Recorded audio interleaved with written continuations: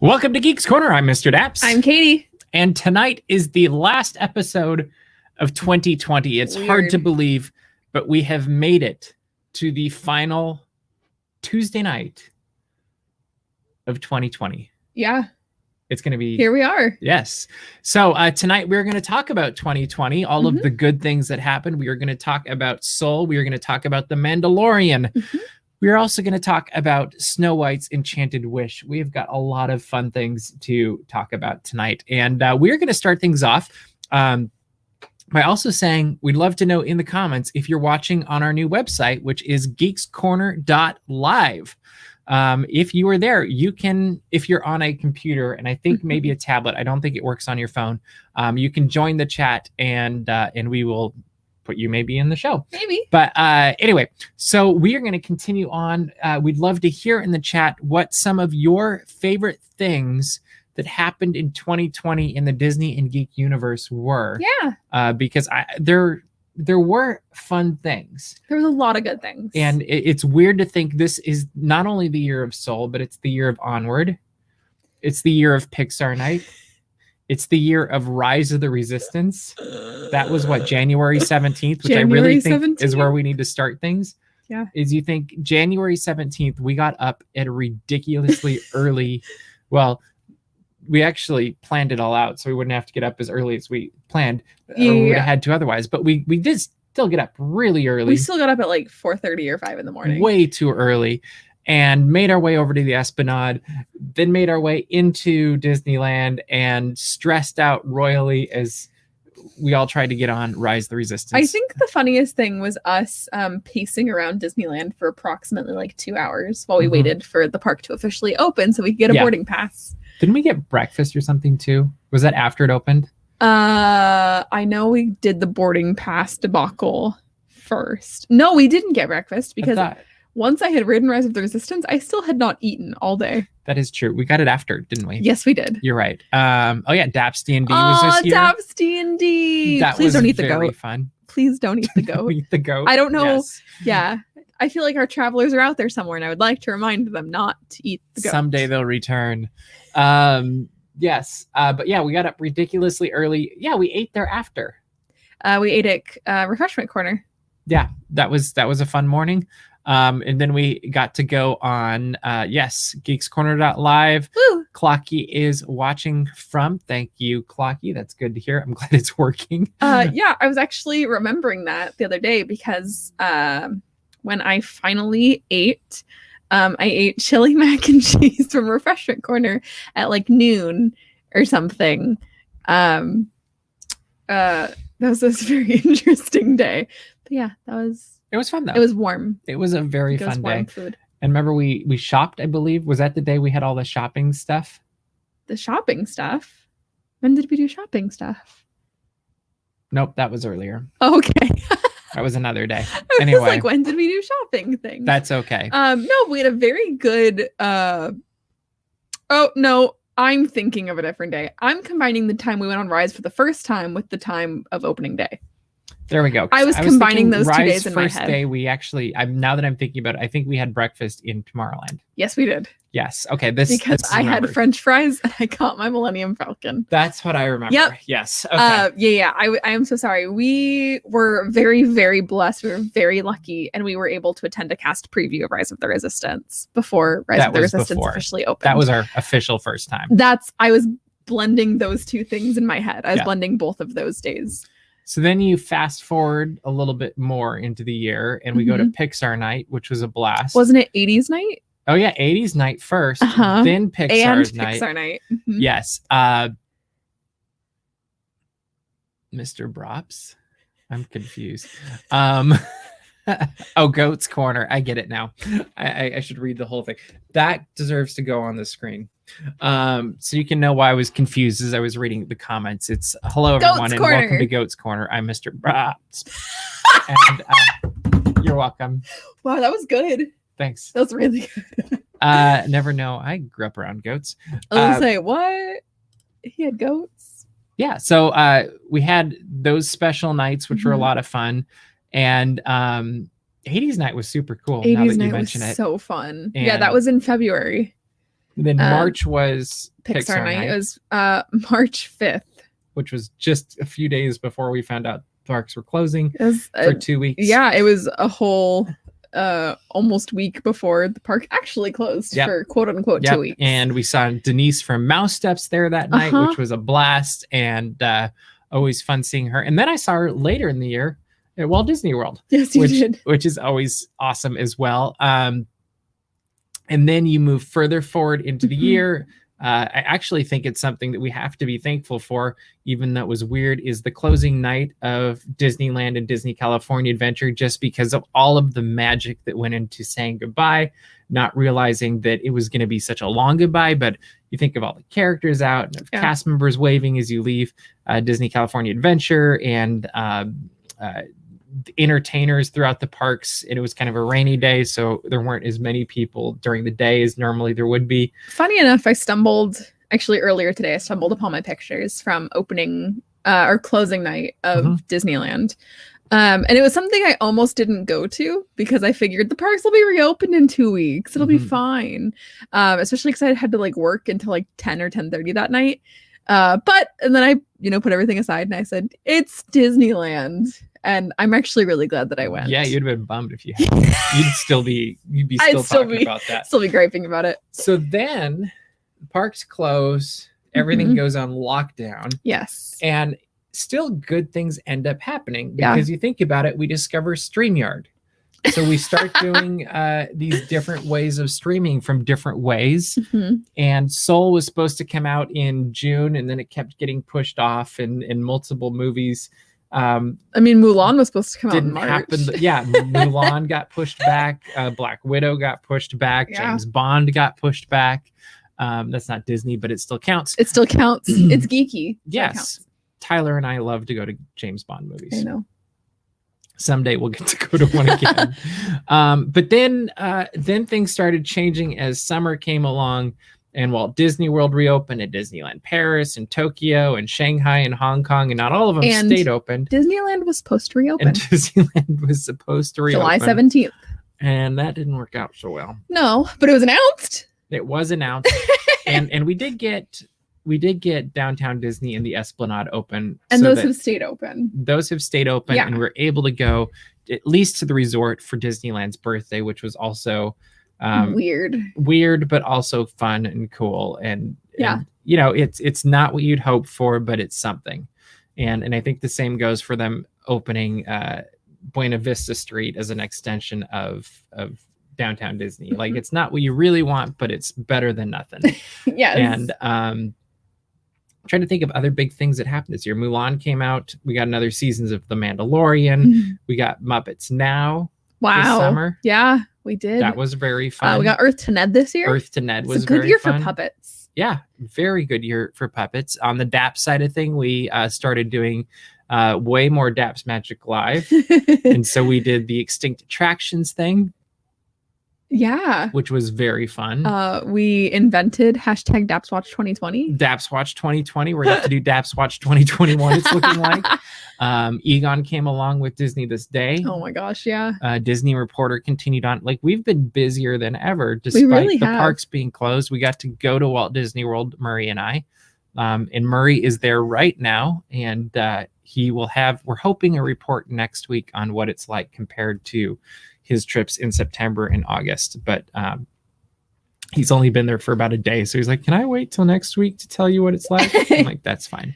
So, but yeah, a lot has happened in 2020, and a lot has happened that's been hard, but there's still good things. A Lego Star Wars holiday special. How could we forget that? Oh man, that was pretty high up there. And the Star Wars holiday special watch along. That was pretty impressive as well. It was a good year. A good year with a lot of things. Yeah. There was ups and downs, lots of downs, but there's always something to counterbalance those things. But to be cheesy, we had you. Aw, wow, that's so nice. No, but seriously, I do want to take a moment to say thank you guys for being here all year. The format of Geeks Corner has changed a few times this year. We went in person, and then we went virtual. We went kind of in person, but kind of virtual. And now we're kind of in person again. And it's been crazy. We've done a lot of different things, and thank you guys. And through it all.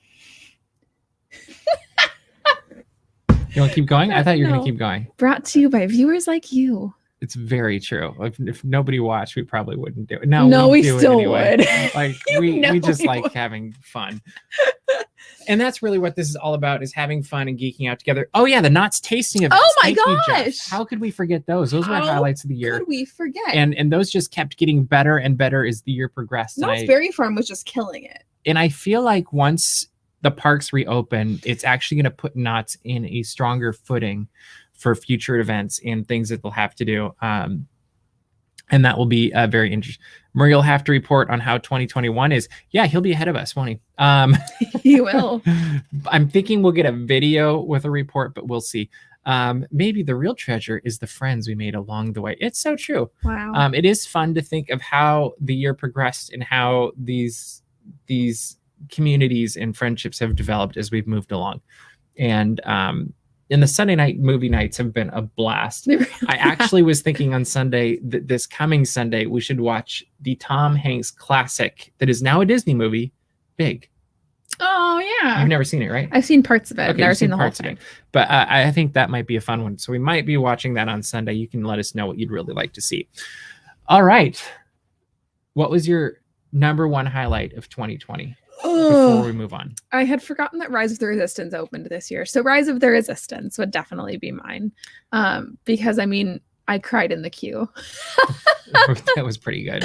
That'd be pretty high up there for me too. And I would actually surprisingly probably say the trip with Murray to Walt Disney World in September. I'd never traveled with Murray before.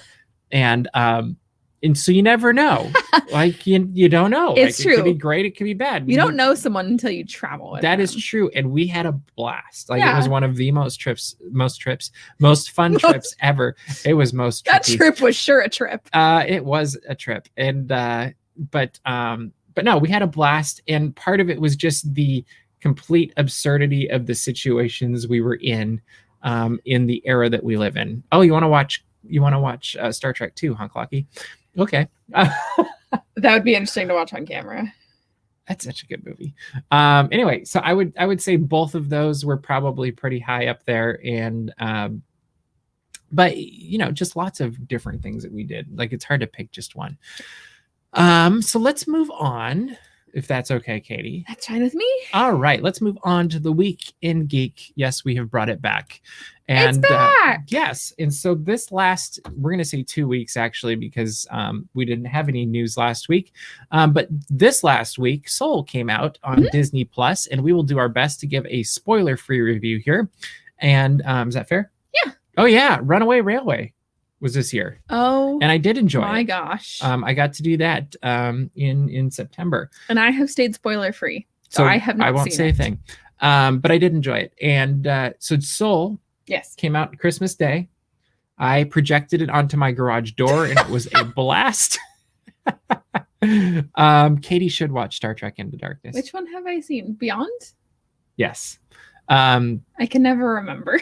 But Pixar's Soul is it's a look at the soul, really. Like, what did you think of it? It's very reminiscent of Inside Out. Like it's what did I call it? A spiritual partner to Inside Out or something. It is that like introspective look at why people are the way we are. So what did you think of it? I really like it. I didn't love it the first time I watched it. I had some I don't even know. I didn't have issues with it. It just didn't. I don't know that it connects right away. It didn't. Because the more I'm thinking about, like the first time I watched it, I literally ended it kind of going, huh. Well, I'm thinking about that. I'm thinking about like, I was thinking. Yeah.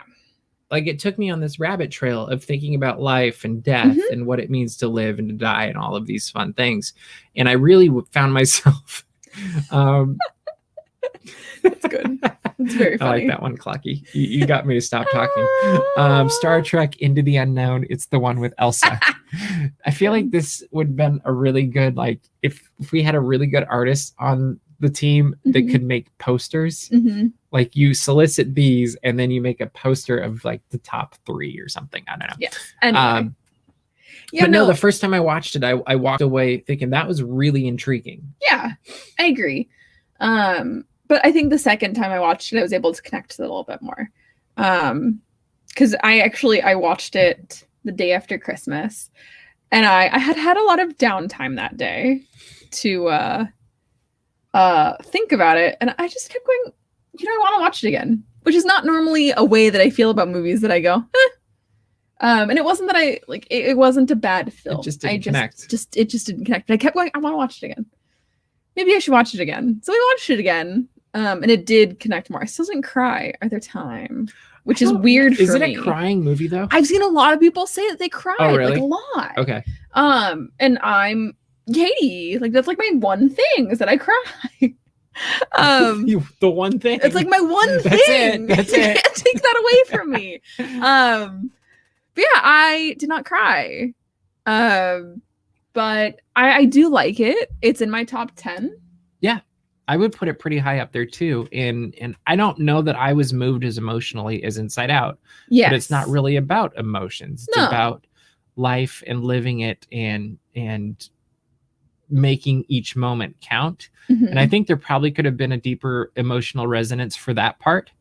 But at the same time, I didn't have anything where I was like, oh, I dislike that. And like, there was no moments where I was just like, oh, that didn't work. Yeah, no. And there was no points where I was bored, which is a huge, like I get bored in almost every movie. And that's accurate. And I literally was watching through the whole thing, and even watching it a second time in 3 days, mm-hmm. I was like, oh, more things to notice. Like there was a lot going on in the background that I didn't catch the first time, not everywhere, but but in several places. And so it's got definitely like staying power. And like, I kind of want to see it again just because I'm like, I'm sure there's like, we were talking about the name badges in that room, and we were talking about like, there's just lots of things happening in the background. And like I even noticed more things in Libby's shop. Mm-hmm. Like I noticed things going on in the background this time that I didn't notice the first time that were quite humorous and fun. Just little things that were like, oh, I like that they did that. But I think it's a very well told story, and I will be curious to see what people think about it like a year or two from now. I would say to me, it's the stronger of the 2 Pixar movies that came out this year. Man, I keep forgetting that Onward came out this year. We just talked about it like 10 minutes ago. I know. It was also the last film that I saw in theaters. Yeah. And I thought it was cute. I thought it was a good movie. I also did not cry in Onward. You agree Soul was a stronger movie though? Absolutely. Okay. I think that Onward is actually in like my bottom 10. Yeah, I don't know where. I really need to make a list someday because I don't know where. I don't think I would put it at the bottom, but it's somewhere in the middle. It's in my bottom 10. Which isn't necessarily like bad movies. It's just not my favorite Pixar movies. Okay. But yeah, no, I think it's a lot stronger than Onward. Speaking of strong storytelling, let's move on to The Mandalorian. Woo! Mandalorian finished its 2nd season last week. Also, was it last week? 2 weeks ago. Then they had the gallery this last week, but we'll just stick with the story for season 2. Season 2, I feel like, was equally strong in storytelling as season 1, mm-hmm. maybe even stronger. We were introduced or reintroduced to Ahsoka Tano, our first time seeing her live action. We learned Baby Yoda, the child's name, is Grogu. Grogu! If you don't know this, I'm sorry. And we also had the return of an old friend, which was incredible in the final episode. How was that for alluding to things? Very good. And I liked it. I loved it. Like, yeah, I loved it. I was more just saying that. To me, it starts filling in these gaps of how do you get from where you're at here to where you're at over here. And it canonically makes sense. 100%. They aren't just doing it to go, look at this thing. It makes sense in canon. 100%. Yeah. Yeah. And I thought it was brilliant. And it's never my favorite technology, how they did it. Mm-hmm. This was better than most, but I will still. There's a little bit of weirdness going on. I will still. I've talked about this. I fell asleep in Rogue One. We all know this. I'm sorry. I was tired. But I will never forget when I woke up at the end of Rogue One, and I had just woken up, so I didn't understand what was going on. But all I see is Princess Leia, and I went, "Huh? What? How is she here? No, what?" Yeah. I was very confused. And when I rewatched it, I went, "Oh, it doesn't look that good." But since I had just woken up, I went, "Whoa, it's Carrie Fisher." That's just a fun story for you guys. Yeah, it was weird. I remember looking around like, does this make sense to anybody else? It does, actually. Yes. So, which is interesting because we're going to see more of that story too, with the Cassian Andor story. Yes. But I thought season 2 was equally strong. I'm very curious where season 3 is going to go because there's multiple directions that they could go with this, and I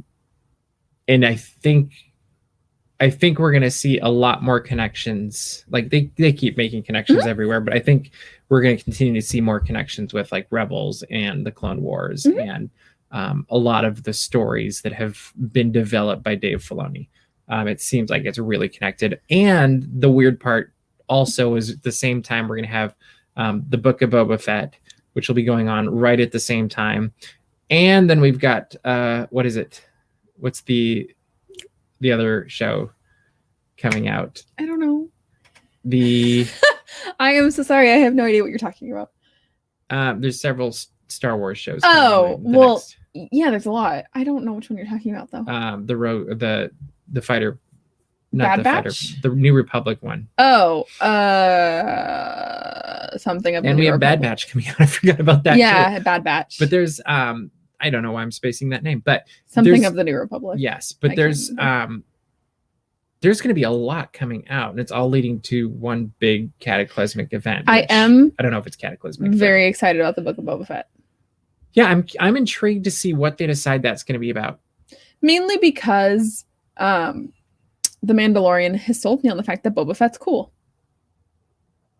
Yeah, and it only took 40 years. Yeah, it only took 40 years, and I really love Ming-Na Wen. Yeah. Like, no offense to Boba Fett. I'm actually kind of more excited to see Ming-Na Wen. Because I think her character is very interesting. Am I excited to like explore the world of Boba Fett? Sure. I think he's super cool. But I also just think that duo is very good. They're very natural together. Yes. Because they're both so independent. Like there's not a dependency on each other. They're just like, all right, let's go. And they just happen to be going in the same path. And it'll be interesting to see if they end up with any conflict between the two of them at some point, because that could be pretty interesting as well. Yep. Yeah, I'm very intrigued to see where they take all of Star Wars moving forward. Yeah. So we know we've got Boba Fett coming. We also now know that we're gonna move over to the parks, I guess, huh? Woo! Okay. I was like, if you want to.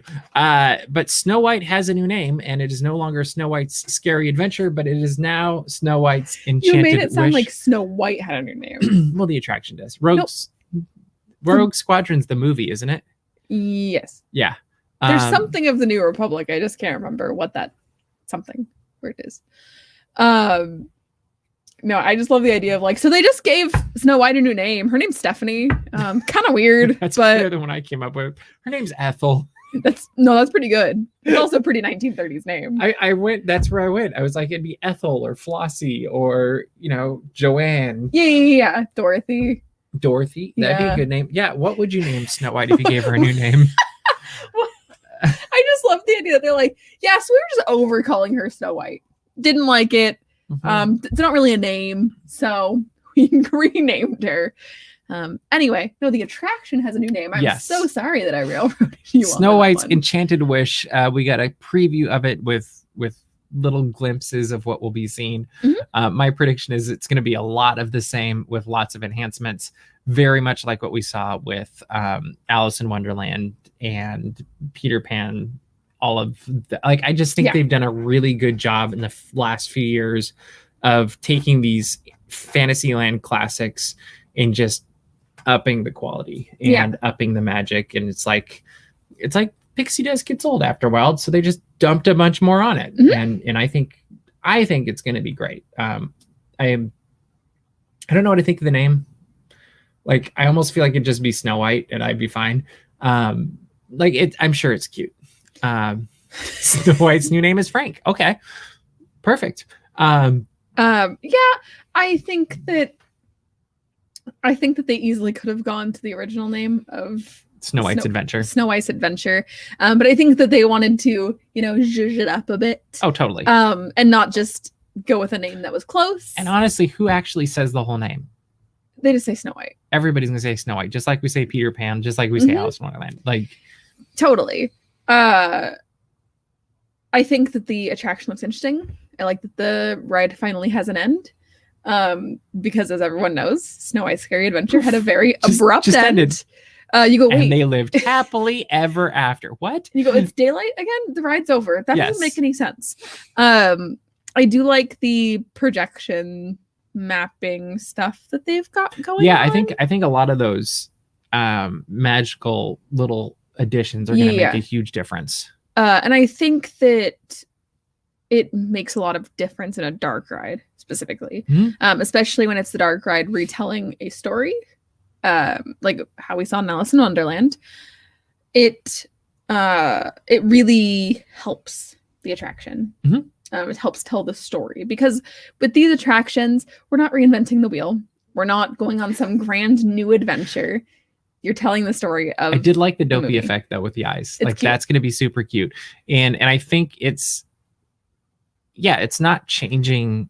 Like, it's not making a whole new attraction. It's literally just adding extra pixie dust and I think it looks great. And I actually think what we're gonna find ourselves experiencing is an upgraded quality of the attraction we know and love with the upgraded story that we loved in Florida. Because I liked their version in Florida.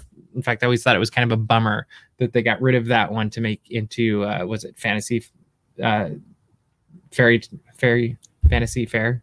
No. Princess Fairy Tale Hall. Is that what it is? Yeah. Anyway, where you can meet the princesses. And but I always liked their storyline better because it just made more sense to me. It told the whole story, even if it was a little bit more rickety, it seemed like. But yeah, I think they're going to do a fantastic job. Well, it's pretty much done, it looks like. So I think it's going to be fun to experience it when we finally can. I will be curious to see how the wait time changes for that, because I think there probably will be one whenever things are allowed to be waiting again. And something we didn't talk about is I think the exterior looks beautiful. Yeah. Oh yeah. I think the new color scheme matches the castle, and I'm very interested to see how it changes the feel of the Fantasyland courtyard. Well, and I'm curious to see if they extend that look and feel, which they could be doing right now if they wanted, into the other parts of the courtyard too, because you could literally take it everywhere and make the whole thing feel cohesive. I'm also interested to see how the queue is going to change. Like, I think that the exterior is beautiful. I'm excited to see the queue. I just remembered that there are more things to the attraction. I also think that Kim Irvine is very good at her job, and that people need to leave her alone. Kim Irvine is amazing, and we would love to have you on Geeks Corner anytime you want, and you can talk about anything you want. Yeah, you can talk about pizza. I interviewed her a few years ago for Small World when she did some work there, and she is just fascinating and has so many good stories. So any story you want to tell, any topic you want to talk about, you can talk about underwater basket weaving, and we will interview you about that, Kim. Yes, we will. But whatever you want, come on. We'd love to chat with you. But yeah, she just, right there should be enough of a stamp of like approval of like, she's just done a fantastic job, whether it's Small World, whether it's Main Street, you name castle. It. She just does a fantastic job. I'm looking forward to eventually going on it. Yeah. I'm very much looking forward to it. And I'm not a huge attraction dark ride, like a movie dark ride person. I do like dark rides when it's just the retelling of a movie. Sometimes I go, I'm good. I don't need to do that. I saw the movie. It's on Disney Plus. Yeah, but I'm very excited to see what this attraction looks like, especially because I feel like I went on Snow White Scary Adventure like twice in the 3 months before the park closed. We did. And yeah, it's a fun attraction. It'll be even better now. Well, we are running out of time, Katie. So what should people do? You go to DAPSMagic.com. Check out all the Disney and Geek news. As it happens, Murray is writing a really cool recap of the year, basically. Good stories of the year. Good news of the year, I guess. Going up, called it. Every day. So be sure to check it out every day between now and the end of the year. Yep. So you guys can relive the good parts of 2020. And then, see the news in 2021 in a couple days. But yeah, also subscribe to our mailing list so you don't miss any of it. And subscribe to our YouTube channel so you don't miss any of the videos that Murray is uploading almost on it. I think it is a daily basis while he's in Florida. I'm continuing to upload videos from Florida as well, and we'll get back to archives very soon. So don't miss any of that. But that is all the time we have for you this week. So we will see you next year, and we'll see you around the corner. Bye.